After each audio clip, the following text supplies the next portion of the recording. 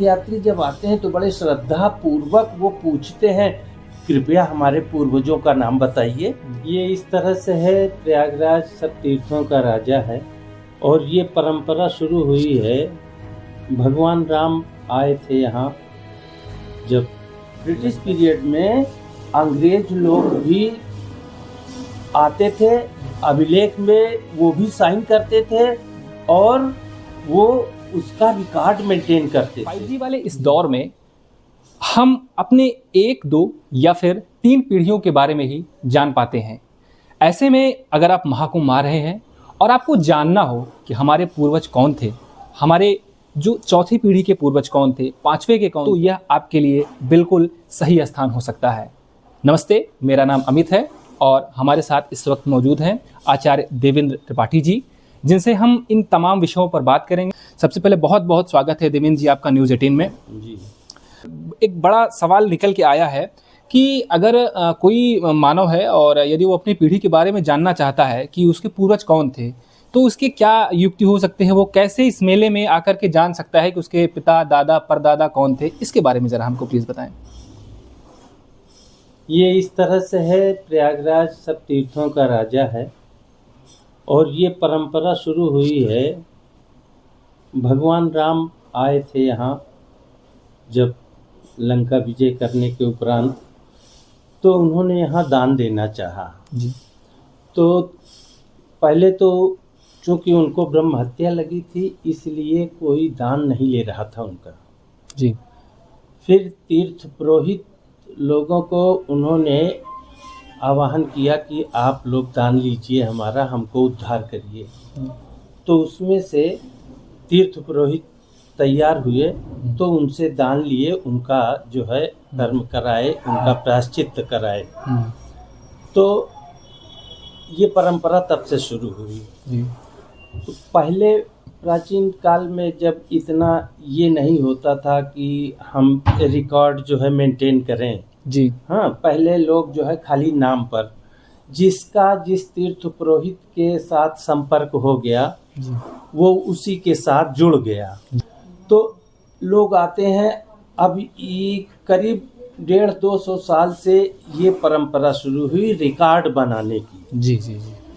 पहले तो लोग खाली नाम पे चले आते थे कि हमारा लोगों का तीर्थ पुरोहितों का जो इतिहास है जी। इसमें हमारा नाम निशान जी। ये हमारा प्रयाग में ये रहता है, तो हमारे नाम निशान से लोग हमारा नाम लेते हुए चले आते हैं जी। और आके अपना जो है यहाँ तीर्थ श्राद्ध है जी। अस्थि विसर्जन का कार्य है जी। अपने पितरों का पिंडदान, तो ये हम लोग उसका रिकॉर्ड रखते हैं। जी जी। तो सब तीर्थ पुरोहितों के प्रायः जिले बटे हुए हैं। जी जी। जो जिला जिस तीर्थ पुरोहित के संपर्क में है जी जी। उनके पास आपको वहाँ का रिकॉर्ड मिल जाएगा। किसी के पास 100 गांव है, किसी के पास 200 गांव है, किसी के पास 1000 गांव है। जी जी जी। अब हम लोगों के पास 2-4 हजार गांव हैं। जी जी जी जी जी। तो हम लोग अपने यात्रियों का रिकॉर्ड मेंटेन रखते हैं। तो जब से ये हमारे पूर्वज शुरू किए रिकॉर्ड लिखना, उसको सेव करना, तो तब से ये चीज़ शुरू हुआ और हम लोग जो है उसको रखते हैं। तो तीर्थयात्री जब आते हैं तो बड़े श्रद्धा पूर्वक वो पूछते हैं, कृपया हमारे पूर्वजों का नाम बताइए। जी। तो हम लोग जो है जब उनको नाम बताते हैं तो उनकी एक श्रद्धा जो है जी। वो जागृत होती है। जी जी। कि हमारे पिताजी, हमारे दादाजी, हमारे परदादाजी आपसे संपर्क में है, आपके पूर्वज, हमारे पूर्वज पुराने से जुड़े हुए हैं। जी जी जी। तो एक आत्मीयता हो जाती है। जी जी। तो ये तीर्थ पुरोहित का और यजमान का ये संबंध बन जाता है। जी जी जी। राजा हर्षवर्धन के समय में वो आते थे तो यहाँ पर माघ मेले की व्यवस्था वो करते थे। बहुत थोड़े पैमाने पे मेला लगता था, चूँकि ये आध्यात्मिकता थी, मात्र श्रद्धालु लोग आते थे इसमें। तो उनको देख के वो एक आदर्श बने हर्षवर्धन, वो अपना यहाँ सब कुछ लुटा करके चले जाते थे दान करके। बिल्कुल, हम लोग विषयांतर न होए, हम लोग फिर से विषय पे आते हैं। अगर हम थोड़ा विषयांतर अगर हो जाएंगे तो हम फिर से इसी क्रम में एक सवाल हमारा ये है कि जैसे कि अब आप अगर आप 2-3 पीढ़ियों से खुद अभिलेख कर रहे होंगे, बहुत सारे लोग इसमें हाँ। जुटे हुए हैं, जी। तो क्या अंग्रेजों के समय में कैसी व्यवस्था थी ये? क्या उनका भी अगर वो स्नान करने के लिए, क्योंकि उनके समय भी ये चीज़ें होती थी, अगर होती थी तो क्या व्यवस्थाएं होती थी? थोड़ा उसके बारे में हमें बताएं। नहीं तो वो भी ब्रिटिश पीरियड में अंग्रेज लोग भी आते थे, अभिलेख में वो भी साइन करते थे और वो उसका रिकॉर्ड मेंटेन करते थे। जी आज भी तीर्थ पुरोहितों के पास उनके समय का वो जैसे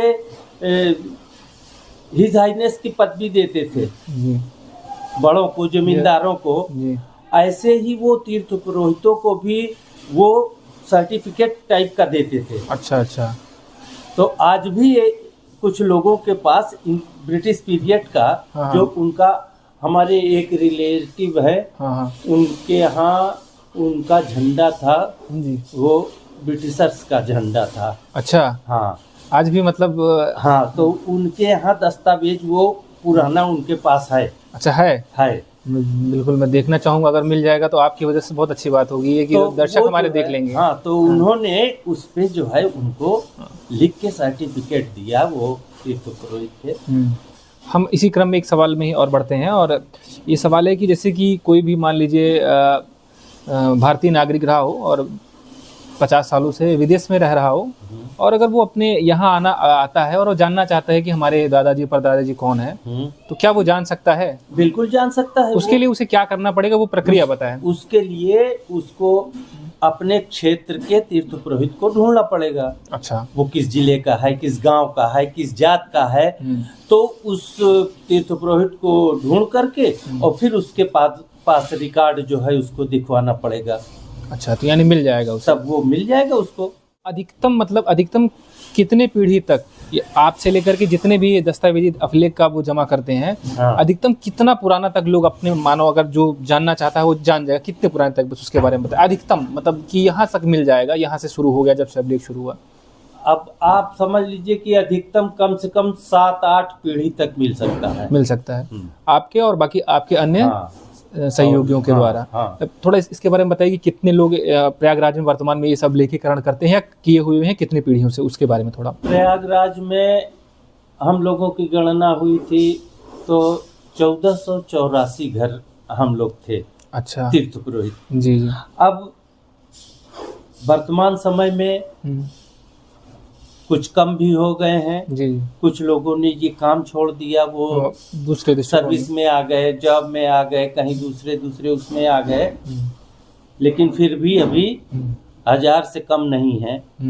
मतलब 1000 है। हाँ। अच्छा, जिनके पास ये सारे दस्तावेज मिल सकते हैं सब, हाँ, सब दस्तावेज ये अपने क्षेत्र के, जहाँ जो जिस जिले का है, जिस प्रांत का है, उनके पास उसका वो। बहुत बहुत धन्यवाद, आपने अपना मुझे कीमती वक्त दिया इसके बारे में बताने के लिए। अब हम उस ओर चलेंगे जो जहाँ से हम जानेंगे कि वो कौन से दस्तावेज है जो पुराने हैं, तो हम आपसे आग्रह करते हैं कि आप हमें वहाँ ले चलिए और दिखाइए। प्रयागराज का तीर्थ पुरोहित आचार्य पंडित देवेंद्र त्रिपाठी, मेरे फर्म का नाम श्री बैजनाथ प्रसाद जमुना प्रसाद पंडा पीली कोठी वाले के नाम से हमारा फर्म चलता है, और हम मुख्य रूप से विदिशा जिले के पंडा हैं, और हमारे पास विदिशा जिले के संपूर्ण गांवों का रिकॉर्ड हमारे पास है। ठीक है, एक बार हम चाहेंगे कि आप दस्तावेज में कुछ हमें दिखाएं जिससे ये प्रमाणित हो कि वो तथ्य आपके पास मौजूद हो, और कितने पुराने हैं जिससे हम ये जान पाएं कि ये बहुत पुराना है आपके पास। ये जैसे हमारे पास ये विदिशा जिले का, जी, ये गोखरिया गांव का, जी, ये एक नाई का रिकॉर्ड हमारे पास है। जी जी। ये संवत 1993 का है। संवत विक्रम संवत 1993। इस समय 2081 चल रहा है। जी जी जी। इतना पुराना ये नाम है। ये हीरालाल नाम का नाई था जी। उसके पिता का नाम राधेलाल था जी। ये उसका रिकॉर्ड हमारे पास है। जी। इसी तरह से हमारे पास और पुराने भी, इससे भी पुराना रिकॉर्ड है।